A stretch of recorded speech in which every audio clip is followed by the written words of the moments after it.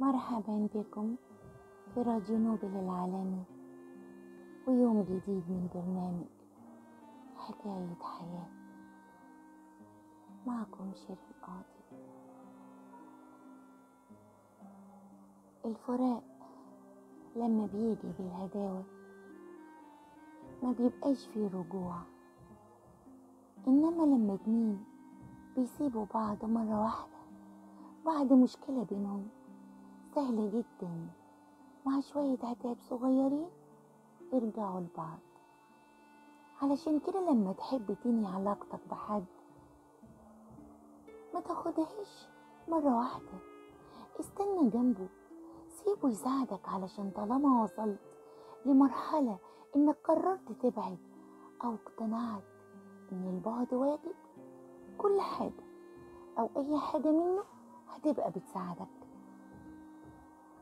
سيبه يخيب ظنك ويغزلك واحدة واحدة، سيبه ينزل من نظرك واحدة واحدة، يوجعك، يبعد عنك ويبعدك بتصرفاته واحدة واحدة.